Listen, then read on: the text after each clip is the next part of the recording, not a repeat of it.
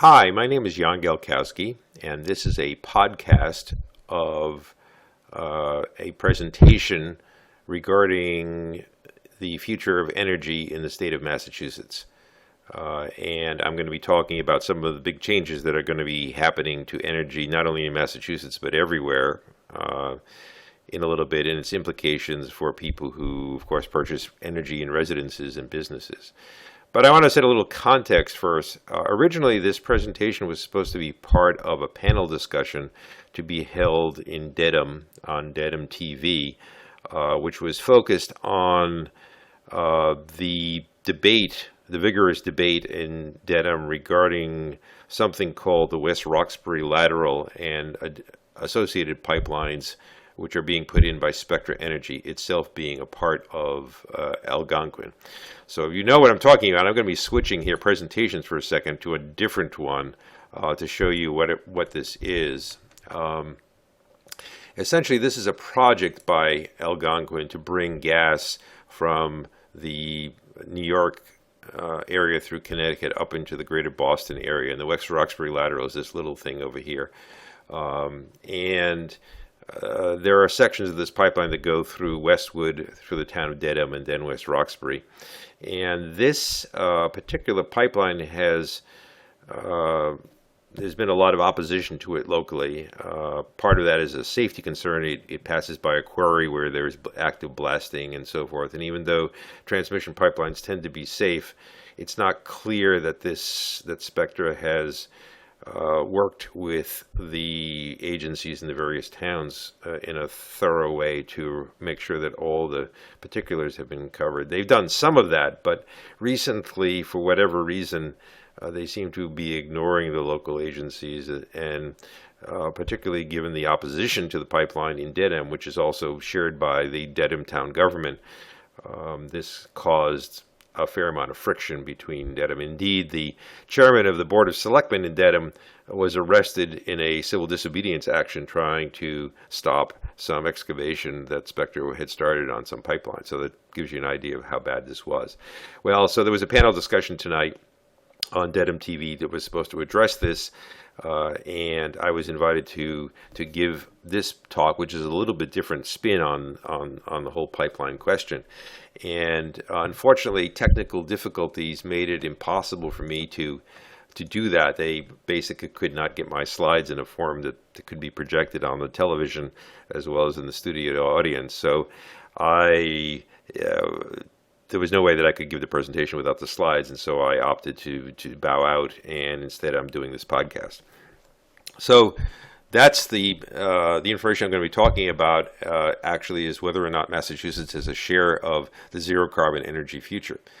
Now, this information is drawn from a number of sources. The principal source of this information is work done by Professor Tony Seba of Stanford University, who has written a lot about, he's a professor in the business school, a lecturer in the business school, and he's written a lot about disruption in various markets, what's called disruption, where an existing established business model is overturned by incoming new ideas.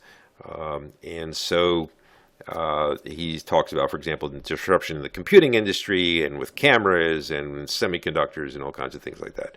I also draw on material from Mark Jacobson, who is a colleague at Stanford University, and he's written this report down here regarding how to move zero carbon energy out to all 50 states, what that would take. Incidentally, actor Mark Ruffalo is a big supporter of Mark Jacobson in terms of funds and things like that. In fact, Ruffalo was on the Daily Show, Jon Stewart's Daily Show, talking about this some time ago. Professor Seba has a book. There's another guy, Mark Shapiro, has a book called Carbon Shock. And the last source of this is Professor Richard Alley, who's from Penn State University, and he's a glaciologist and climate scientist. Now, because this was not done in a studio audience thing, there are actually some benefits to this. For one thing, I can take a lot more time talking about the slides than I had in the studio audience. There is the downside that I don't get to have the Q&A with the audience, which I was looking forward to. But if you have comments or questions, you can either send them to the comments section on YouTube where you find this video, or you can send them to my blog. There will be a blog post highlighting this video there, and I will include a link to the blog post, and there will be a place, of course, for comments on the blog post. I should talk about myself. I am a resident of the town of Westwood. That's how I got involved in this kind of thing. I am active in environmental questions. Actually, I'm a statistician and quantitative engineer. I have 40 years of experience in industry involving computer software, nuclear power, and the internet. I've seen a lot of these disruptions happen. That said, I'm not an industry expert, nor a natural gas expert, nor a business expert. And like a lot of environmental activists, I'm self-taught in these matters. I'm a quick study, and you can think of me as just another citizen, although I've looked at these things in depth. Of course, anything I say, although I reference them to going back to these sources like Professor Sibo, I'm responsible for what I say. Okay, so first let's start out. Let's see an example of a disruption which happened in past history. This is a picture of New York City, Fifth Avenue, Easter. And if you look at this picture, one question you can ask is, where is the car? There actually is a car in this picture, but it's all horse-drawn carriages throughout New York City. And this was a time when horse-drawn vehicles were the way of getting around in places. It was also a time, incidentally, when most light was provided by burning of whale oil, and that was done because it had replaced things like paraffin and tallow, which were very smoky, and camphene, which was not smoky but tended to explode. And so these were superior technologies to the previous era. But if you fast forward 13 years to Fifth Avenue, Easter in New York City, you see that now there are no horses. And in fact, the road has been paved. And this is an example of a disruption, in this case in energy and transportation. And it only took 13 years to do this. And that's pretty remarkable. This is the era of petroleum, which was discovered, and they learned how to refine it and turn it into a fuel for vehicles. And the significant point to take away from this is that this transition occurred. It wasn't because they ran out of whales, and it wasn't because they ran out of horses. There was a superior technology to the previous one, and it was cheaper and better in many respects, and that's why the transition happened. And that's a theme that I'm going to be talking about over and over in this talk, and why it's important for the state of Massachusetts. Okay, so let's get to it. Let's talk about electricity costs in the state of Massachusetts. This is our electric bill from May 2015. There's a distribution charge of 9 cents per kilowatt hour, a generation charge of 15 cents, and that's a total of 24 cents per kilowatt hour. It is what it is. It fluctuates up and down depending on all kinds of various things, but that's what it is. Now the question is, supposing there was a way of reducing this. Supposing that there was a way of, instead of paying for this energy at 24 cents per kilowatt hour, you could pay only 4 cents per kilowatt hour. But it has a constraint. It only works during the day, and it only works during the summer. And so the question is it worth switching? Well, that's a personal thing. It depends on the personal economy of the house. And it's not clear. But it is true that essentially, if you're doing it during the day, during the summer, it's like getting 4 cents per kilowatt hour for energy for a quarter of the year, essentially. And that's not bad. It's better than paying the 24 cents per kilowatt hour. And so it turns out that this is an option. And what we're talking about here is residential solar, which is not presently available, at least here, at 4 cents per kilowatt hour. But we're getting there, and we'll see that in a minute. But one of the things about the solar technology, and that I'm going to be talking a lot about, is that over time it improves. And in fact, associated with solar technology are a whole bunch of additional technologies, possibly local wind energy, possibly storage.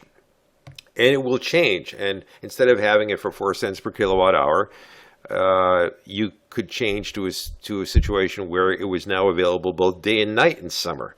Now, if you had not bought into this 4 cents per kilowatt hour as being beneficial for you when it was only available in the day in the summer. Now it's available day and night. Essentially what that means is you're getting 4 cents per kilowatt hour for half of the year. And now now this gets interesting, because now you're paying for a big chunk of the year, and it's a lot cheaper than 24 cents per kilowatt hour. And you very well may jump and want to do this and do that. Well, it's possible, of course, that the people who provide energy now, whether through natural gas or other means, could do their own thing and try to drop their prices to compete with this new energy source. But the point is, even if they drop their price by half, you still have a gap between 10 cents per kilowatt hour and 4 cents per kilowatt hour. And the 4 cents per kilowatt hour remains attractive. So let's look at this and see whether this is plausible or not. So as I said, we're talking about solar power here, and we're looking at it from a business perspective and not so much a zero carbon power source perspective. In this perspective, it's a way, if you get solar power for your house or your business, it's a way of riding what's called the technology cost curve.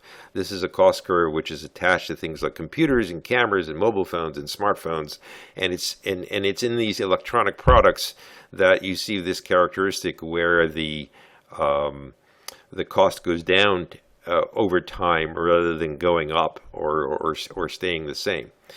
Solar power globally presently is growing at a rate of 43% per year. What that means is that about every 2 years it doubles. And that means that the market share of solar in the world is growing bigger. That's because solar power equipment is dropping in price at 22% per year. And that's the panels and the circuits and everything else that's dropping in price, and that's why it's a very attractive proposition to go after that. As a result, this is going to make a big difference. I mean, as you grow in an energy source like that, it attracts a lot of interest in terms of investment, and it attracts a lot of additional innovation and technology. And it essentially results in these big economies of scale. So to give you some specific numbers backing this up, photovoltaic, which is PV, generation fell from 40 cents per kilowatt hour in 2005 to 9 cents in 2014. It's expected to be at 46 cents per kilowatt hour by 2025. That's conservative. It's someplace, depends where you are in the United States. It's someplace around 8 or 9, I think now. And it's expected to be at less than 2 cents per kilowatt hour by 2050, and that's by Fraunhofer ISE. But surprisingly, Austin Energy in Austin, Texas, bought photovoltaic power from SunEdison at 5 cents per kilowatt hour, just like in 2014. And in fact, Warren Buffett, like yesterday, just closed a deal where his solar generation essentially was producing power at about 3.6 cents per kilowatt hour already. So that's a suggestion that these rates or estimates for PV generation are in fact conservative, and we may see this a lot sooner. The other thing that happens with products that are on the technology demand curve is that they're subject to rapid and continuous innovation. Almost anything that gets in the way of adoption of these, once the market share is big enough, gets just innovated around. So in Arizona, for example, the public utility doesn't like the fact that there's so much solar generation being put on residences. They have a lot of sun in Arizona, of course, and they're trying to change regulations to stop that. Well, the innovators basically are already, since air conditioning is a big chunk of everybody's power out there, they're basically innovating and finding ways of taking solar panels and using them to power air conditioning systems directly, and the grid has absolutely nothing to do with it. And where that is a big chunk of the power, and so that's how they're getting around it. The other thing that can happen when you have a lot of solar power is you can incentivize people to provide things like wind turbines, whose sole purpose is to support solar power. So you have co-located wind turbines or wind turbines nearby or wind turbines in a community. And the nice thing about wind turbines is that they generally provide power when the sun doesn't shine. Up here, the wind turbines have their biggest output in the wintertime when it's snowy and you have a lot of cloud cover and that kind of thing. So the term is they're anti-correlated with solar energy, and they can work at nighttime too, and that's an attractive thing. The last point is that, of course, investing in solar photovoltaics in a house requires a fair amount of capital if you do it yourself, although all the major players, the Sungevities and the Solar Cities and everybody else have plans where you can lease the solar panels rather than have to put up the capital. Essentially, you're taking a loan out for them using the panels as collateral. But there are plans, certainly in California, to provide solar power for low-income people. And the Obama White House just proposed solar access for all Americans to do this. So there's innovation as well on the finance side as well as on the technology side. For those in the United States lucky enough to be near renewable energy cooperatives, and this is a map of energy cooperatives all over the United States, they can already take advantage of this. Essentially what these are is they're small community energy plants or facilities, and they can have solar panels in an array of some kind and wind turbines in an array, and the people in that region or that community draw their power from that collective little node of energy generation. And their state has a grid, but these people are essentially free of the grid. They're basically controlling their own destiny as far as power goes, and it's a good way to do things because you can buy power and buy equipment at a. Unfortunately, there are some states in the United States where this kind of thing is not permitted, where these cooperatives are in fact illegal. And Massachusetts is one of those states. Now, I have no idea precisely why this is the case. There is evidence in other states, such as in Arizona and in California, that public utilities will go to all kinds of lengths to try to get state governments to discourage either practices or facilities which compete with them in some serious way. In Arizona, they tried to change the calculation for homeowners who had solar systems, the calculation for energy costs for those homeowners in particular. And then in San Francisco, there was an attempt which failed. Not San Francisco, in California, there was an attempt which failed to essentially penalize people who had solar generation systems, and that was not passed.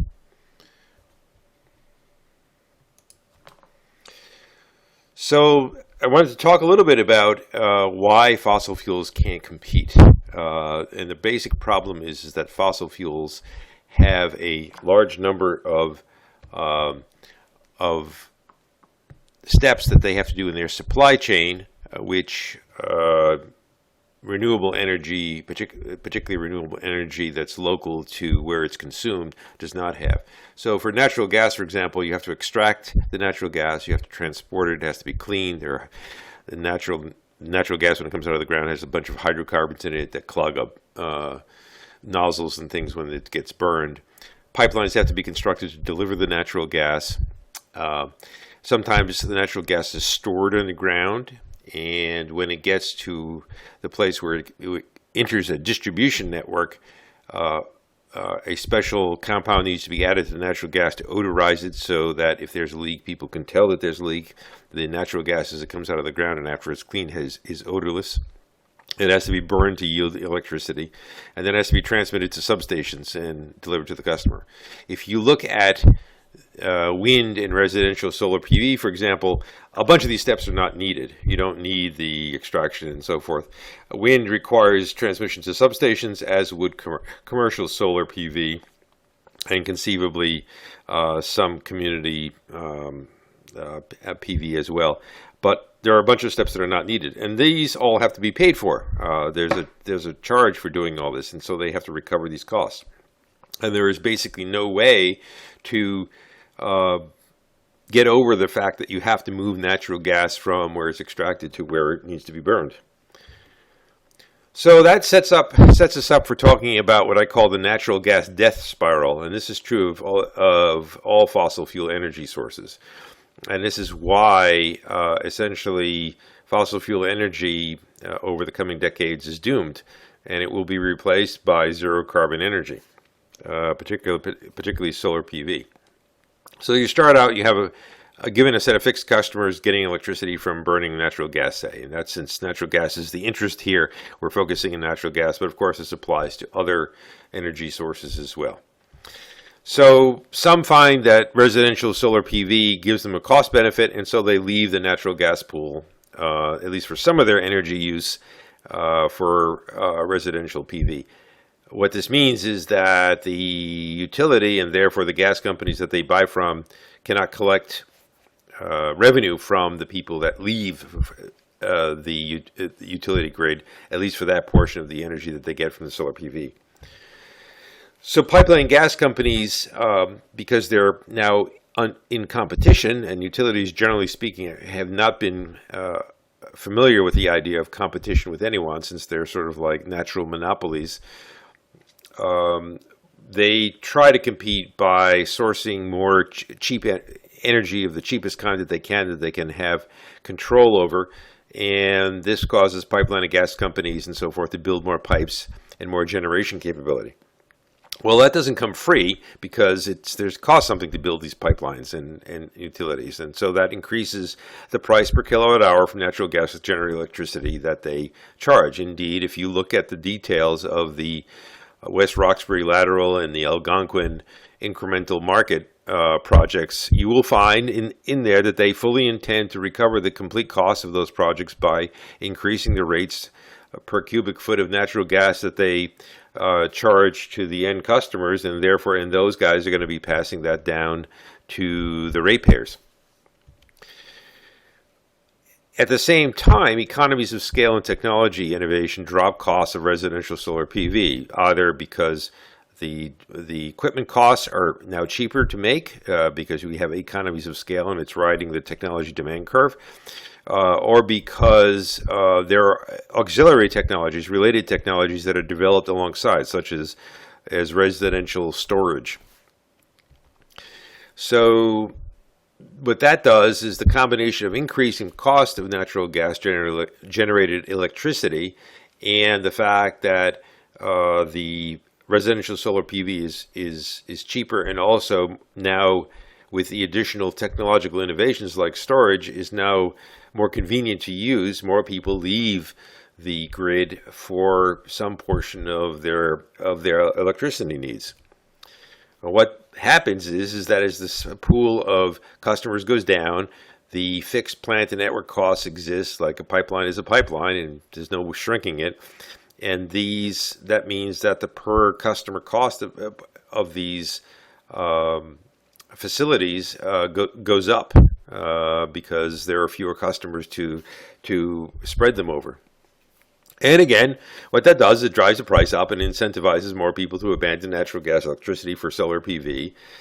And there are other technologies that are related that come on board. For example, there are these air heat pumps called ductless mini splits, which heat and cool cheaper than natural gas, and they're electric based. Particularly, they smooth out the spikes of price that it costs to cool the house in the summertime. We have these in our home, and we use them to replace oil in our house for heating, and that they derive from electricity. And so if you can pay for them with your solar PV installation, you're going to do that.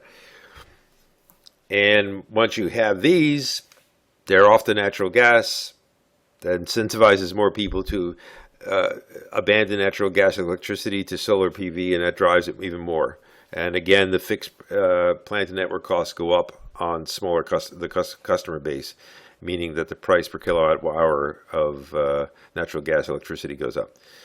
Now, there are some things that you can imagine a utility might do for this. If this gets extreme, they could, for example, ask for cry wolf or pain or something, and ask for the state government to bail them out and use the taxpayer base to pay for some of this infrastructure. But that's extreme, and that clearly can only go on so far, because if they do, then it makes the state or the community or whatever less competitive to businesses and to residents. So I'm going to leave you here with two questions. First, pertaining to residential home values. And the question is essentially, what is the resale what do you think the effect on the 20-year resale value of a home is? And there are three cases I'm asking you to consider.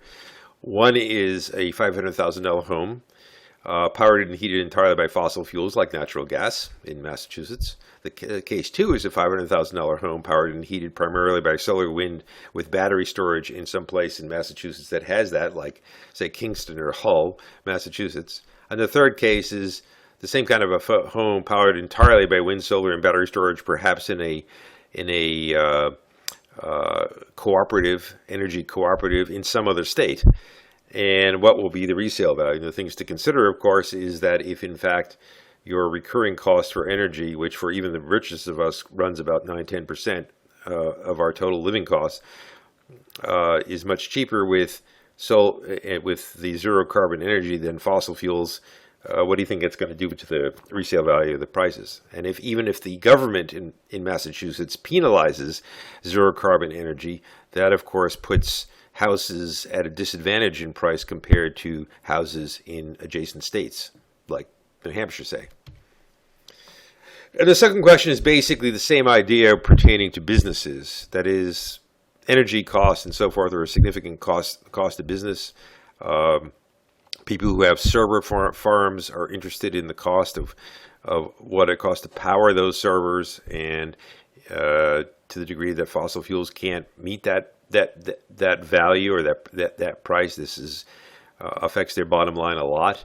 Some companies, in fact, particularly in the high-tech business, have customers who demand that they be sustainable. This is true at my employer, and if you read these companies' forward-looking plans, they plan to tighten up that sustainability criteria more and more, and at some point they're going to be expecting their supply chains to be 100% on renewables.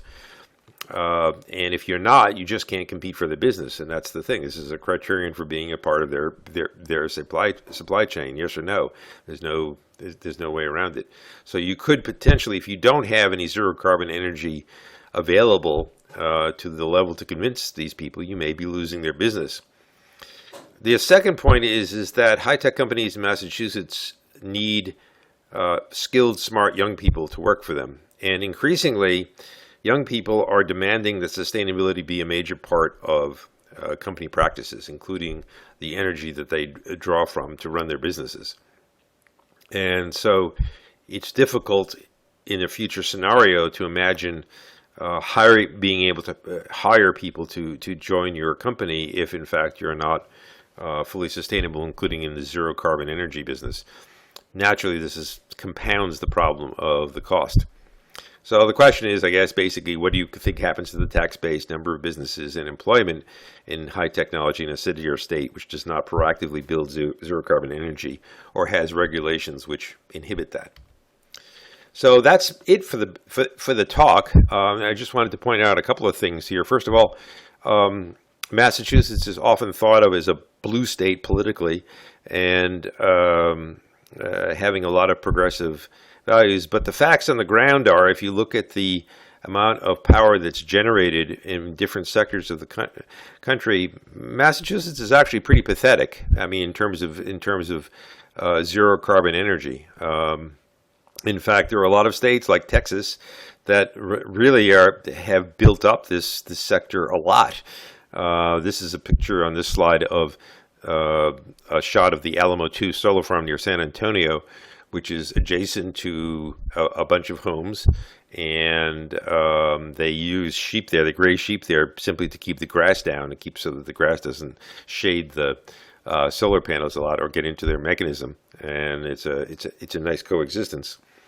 And that is the formal end of the talk with that. There are some additional slides that I will comment on in a minute, but I also wanted to make an observation here that in a way, the fact that I did not present this talk in the context of the panel discussion on Dedham TV is kind of interesting, and it's sort of ironic because first of all, it let me talk about these slides a lot longer than the time that I had at the talk there, or at least I was told that I had at the talk there. And then secondly, so here we have Dedham TV, which basically has a studio and an audience and a bunch of TV cameras and things like that, and had difficulty dealing with these slides. Sure, they had audience interaction, which is something at least until I get questions from the web. But at the same time, using high technology and just my computer and some software and stuff, I was able to record this podcast of the slides and put it out there for essentially anybody to see, which is nearly as good as being able to broadcast it on TV. And this is precisely an example of the kind of thing, of the technology demand curve that I'm talking about. That the price for this compared to setting up in a complete TV studio is tiny. And yet it has a lot of effectiveness to do this. So in some sense, it's demonstration of the case I'm talking about. So as I said, that's it for the talk, but I'm going to move on here to some backup slides just to provide some comment, and since they're here. So this is that shot of New York City in Easter 1900, and just wanted to point out the car is there. I wanted to make a comment about installed wind capacity. This is from the U.S. National Renewable Energy Laboratory, and it shows the wind capacity across the thing. And you notice here's New England, 119, 440 for Maine, 171, Mass 109, Rhode Island 9, and so forth. Connecticut has virtually none. But if you contrast Texas, as I was talking about, that's a whopping amount of power. That's 14 gigawatts of power, and these are all in the megawatt range. Even compared to California, which you'd normally think would be the poster child for renewable energy, Texas dwarfs California by a factor of 2. So you can see that despite what you might think about Texas, they're basically taking this seriously. And the fact of the matter is they understand that in the future, people are going to want this type of energy because it's cheaper. And they know that cost curve. And apparently, their government stays out of the way. And I'm going to focus in on a couple of places in Texas. Here in Texas, this is a U.S. Geological Survey shot from satellite, and they basically have a site where they map all the wind energy in the United States. And this is the location of the Gulf Wind Farm in Texas. It's right on the Gulf Coast. And all the wind farms, of course, are not that pinkish color. They've just identified where the individual turbines are in this picture. The port of Corpus Christi, Texas, has a very large wind farm that they use for generation. It's got hundreds of turbines, and this is on land. It's interesting that land-based turbines are much cheaper to erect than ocean turbines because they're easy to get to and maintain and so forth. The point of the Cape Wind project off Cape Cod was that it wouldn't be disrupting people because nobody would be next to it and hear them, and yet some people apparently found it unattractive to see these things as opposed to other types of energy sources. And I don't have any more comment about that, except that I think that's kind of silly. Speaking of offshore energy, here's another part of that Gulf Wind Farm in Kenedy, Texas. The orientation or the configuration of the wind turbines depends on the prevailing winds in the locale, and this is an unusual pattern. If you look at the Horn Rave wind farm in I believe it's Denmark, it doesn't look like this. It's much more of a lattice layout. Alamo 1, which is the sister wind farm in San Antonio to the Alamo 2 thing, is absolutely huge. This thing has over 100,000 solar panels in it. Here's another shot of Alamo 2 showing it adjacent to where the homes are. And lastly, For the natural gas death spiral or downward spiral, this is a feedback diagram, and I'm just not going to step through this entirely, but this basically identifies all the components of the relationships between natural gas customers and residential solar customers and how they interact and where they reinforce. The particular thing to talk about here is you notice that in portions of the diagram where the residential solar and wind are involved, there are these loops that have pluses all along them. These are basically self-reinforcing structures within this feedback loop, and this is why this is the characteristic of the technology demand curve, that you have this, and you don't see that with the natural gas customers in this analysis. You see a lot of positive signs in reinforcing increased overhead per customer, and you see a lot of negative signs going on the number of natural gas customers. So thank you again for listening, and I hope this was useful, and I will be looking for questions both on the YouTube site and also on my blog site, where I post a lot of things like this. That blog site will be referenced. I'll probably put it in a comment on the YouTube site, but in case anybody's interested, the URL is hypergeometric.wordpress.com. Hypergeometric is spelled HYPERGEOMETRIC, and it's .wordpress.com. Thank you very much for listening.